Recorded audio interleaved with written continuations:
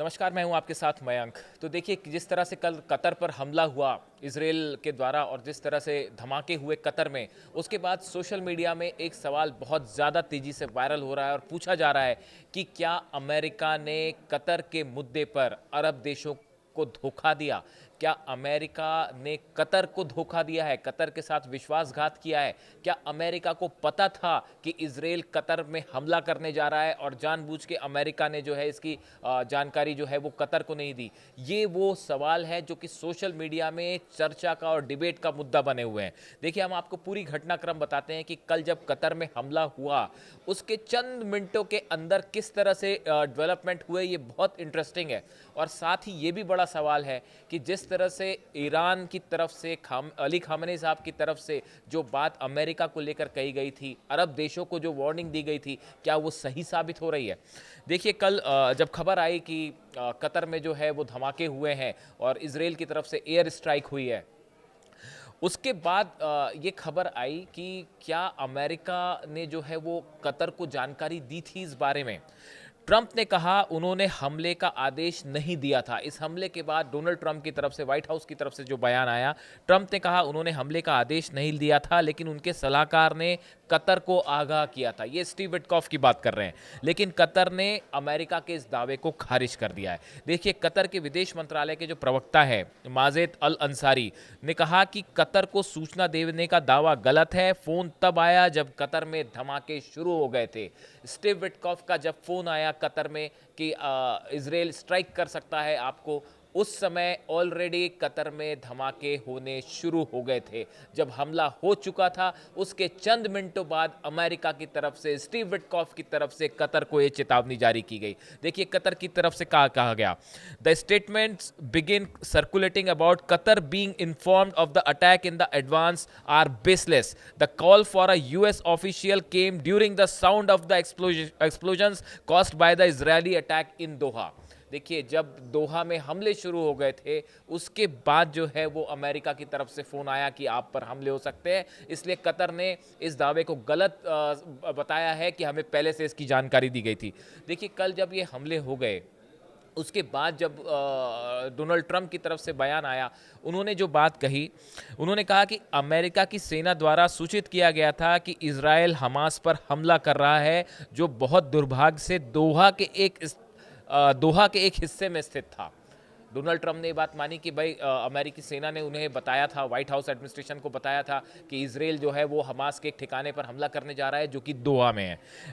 Trump आगे कह रहे हैं, मैंने तुरंत विशेष दूत स्टीव विटकॉफ को होने वाले हमले के बारे में कतर को सूचित करने का निर्देश दिया। उन्होंने ऐसा किया, लेकिन दुर्भाग्यवश हमले को रोकने में बहुत देर हो गई थी। ये डोनाल्ड ट्रंप का कहना है कि मैंने स्टीव विटकॉफ को कहा था कि फ़ौरन आप जो है वो कतर को जानकारी दे दें, लेकिन जब तक स्टीव विटकॉफ फ़ोन करते तब तक जो है वो देर हो गई थी और हमले हो गए थे। अब इसी बात को लेकर ये सवाल उठ रहा है, बड़े सारे सोशल मीडिया में जो है इस तरह की राय सामने आ रही है कि जानबूझ के अमेरिका की तरफ से देर से सूचना दी गई, ऐसा सोशल मीडिया पर चर्चाएं हो रही हैं। कई विदेश नीति के जानकार जो हैं वो ये बात कह रहे हैं कि भाई ये अमेरिका खुद चाह रहा था कि हमास के इन ठिकानों पर जो है वो दोहा में हमले हों, इसलिए देर से जानकारी दी गई।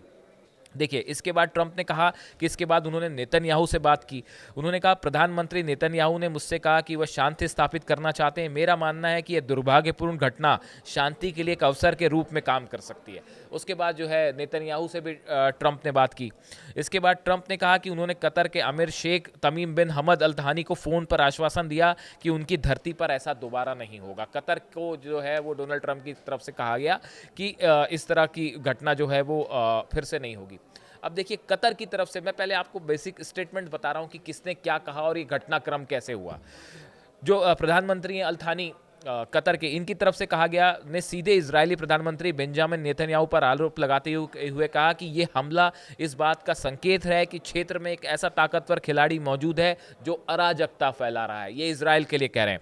नेतन्याहू पूरे क्षेत्र को अपूर्णीय टकराव की ओर धकेल रहे हैं, एक बड़ी जंग की तरफ, एक बड़े टकराव की तरफ जो है वो पूरे मिडिल ईस्ट को धकेल रहे हैं, ऐसा कतर का कहना है।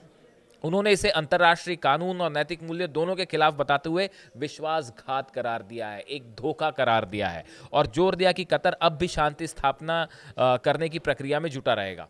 देखिए, जिन लोगों पर ये हमले हुए, ऐसा बताया जा रहा है कि ये वो लोग थे दोहा में जो कि पीस टॉक से जुड़े हुए थे। हमास के साथ जो सीज फायर होना है उसको लेकर चर्चाएं हो रही थी, उससे जुड़े ये लोग थे जिनके ऊपर हमला किया गया। जबकि हम इसराइल का कहना है कि ये हमास के लिए काम करने वाले लोग थे और जो जेरूसलम में हमला हुआ या फिर इसराइल के जो सैनिकों पर हमला हुआ गजा सिटी में और कई सारे इसराइली सोल्जर्स मारे गए, ये इसके लिए जिम्मेदार थे, इसलिए हमने इन्हें निशाना बनाया। लेकिन ये कहा जा रहा है कि ये वो लोग थे, अब कतर ने भी ये बात मानी है कि ये वो लोग थे जिन पे हमला किया जो पीस टॉक से जुड़े हुए थे। हमने पिछले वीडियो में इसका विस्तार से जिक्र भी किया कि इन्हें क्यों निशाना बनाया गया। अब देखिए, सवाल ये है कि कतर जो है, कतर अमेरिका का एक एलाई है। अगर आप अल उदेद एयरबेस की बात करें तो वहाँ 10,000 से ज़्यादा जो है अमेरिकन सोल्जर्स हैं और यूएस सेंट्रल कमांड का जो सबसे बड़ा हेडक्वार्टर है वो कतर में है, दोहा में है। इतना बड़ा एलाई यूनाइटेड स्टेट्स का। अब जो जो चर्चाएं सोशल मीडिया पे छिड़ी हुई है, जो सबको हैरानी हो रही है कि भाई इतना बड़ा एलाई आपका, तो फिर आपने इन्हें समय रहते जानकारी क्यों नहीं दी।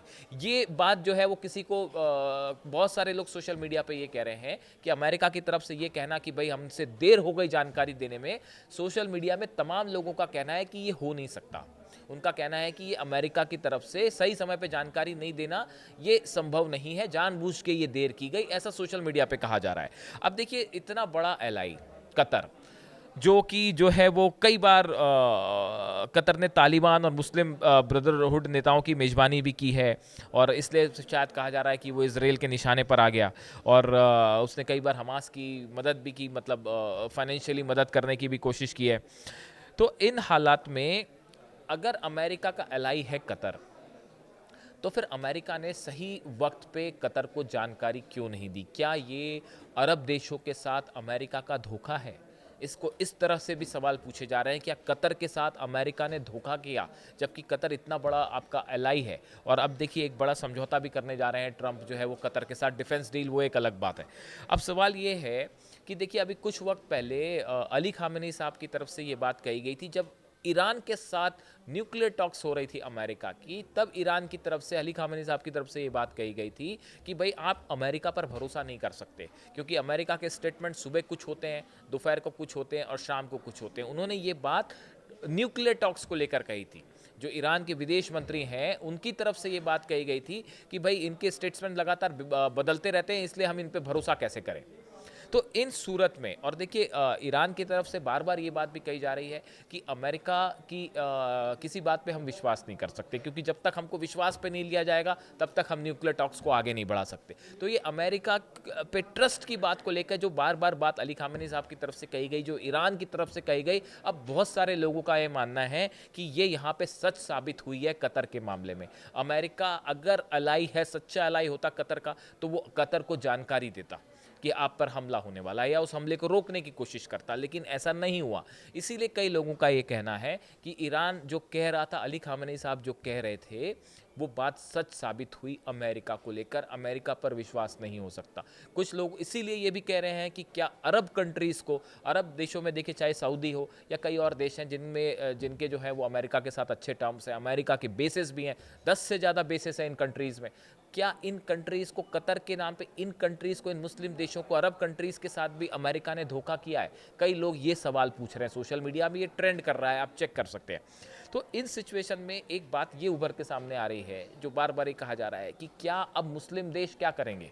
क्या वो ईरान की जो बात है, ईरान की तरफ से देखिए फिर अपील की गई है इस कतर हमले के बाद कि यूनाइटेड नेशन और इस्लामिक कोऑपरेशन, जितनी कंट्रीज़ हैं वो एकजुट हो जाएं, जितनी इंटरनेशनल बॉडीज़ हैं वो एकजुट हो जाएं और एक साथ मिलके इजराइल को जवाब दें। ये बात आज भी कही गई, ये बात 2 दिन पहले भी कही गई थी जब मुस्लिम देशों की बैठक हुई थी, उस समय भी ये बात थी। अली खामेनी साहब का संदेश लेके जो ईरान के विदेश मंत्री अब्बास अराक्ची वो उस बैठक में गए थे, जिसमें ये कहा गया था कि अब वक्त आ गया है, सब मुस्लिम देशों को एकजुट होना होगा और इसराइल के खिलाफ एकजुट होकर आपको संघर्ष करना पड़ेगा, तो आप इसराइल को रोक सकते हैं। ये यूनिटी बहुत ज़रूरी है। बार बार ये बात ईरान की तरफ से कही जा रही है। अमेरिका को लेकर भी आगाह किया गया कि अमेरिका पे आप विश्वास नहीं कर सकते। अब कतर पर जिस तरह से हमला हुआ है, उसके बाद अब कतर क्या करना चाह रहा है? क्या कतर इस बात का कोई रिस्पॉन्स देगा? देखिए, जो कतर के प्राइम मिनिस्टर हैं अल थानी साहब, इनकी तरफ से कहा गया, उन्होंने इसे एक आतंकी हमला करार देते हुए कहा कि इसका उद्देश्य शांति प्रक्रिया को पटरी से उतारना है और पूरे इलाके में अराजकता फैलाना था। देखिए, यही बात कतर की तरफ से कही जा रही कि जो पीस टॉक्स चल रही हैं उसको डिरेल करने की जो है वो एक कोशिश थी। उसके बाद कहा गया कि कतर अपनी संप्रभुता और क्षेत्रीय अखंडता के किसी भी उल्लंघन को बर्दाश्त नहीं करेगा और ज़रूरत पड़ने पर उचित जवाब देने का अधिकार रखता है। ये बात कतर की तरफ से कहेगी, अगर ज़रूरत पड़ेगी तो हम रिस्पॉन्स भी देंगे। लेकिन अब बड़ा सवाल ये है कि क्या जो बात ईरान ने कही, अरब देशों को जो आगाह किया, अरब देशों से जो इसराइल के खिलाफ एकजुट होने की बात कही, अमेरिका को लेकर जो बात कही, क्या वो सच साबित हुई इस कतर पर हमले को लेकर? अब इससे जुड़े जो भी डेवलपमेंट हैं वो अगले 1-2 दिन में सामने आएंगे कि कतर की तरफ से क्या रिस्पांस होता है। मुस्लिम देश जो हैं वो इसकी आलोचना तो कर रहे हैं, लेकिन ये आलोचना किस हद तक जाएगी? और ईरान ने जो है वो खुल के जो है वो इस मामले में इसराइल की मजम्मत की है। इस सिचुएशन में अब अगला कदम ईरान का क्या होगा? और गजा को लेकर अगले 48 घंटे बेहद अहम है। गजा में सिटी के अंदर एंटर करने के लिए तैयार हैं इजरायली फोर्सेस। क्या ऐसी सूरत में क्या ईरान वर्सेस इजराइल जंग के हालात एक बार फिर बनेंगे? इससे जुड़ा जो भी डेवलपमेंट होगा वो हम आप तक पहुंचाएंगे। Thank you so much.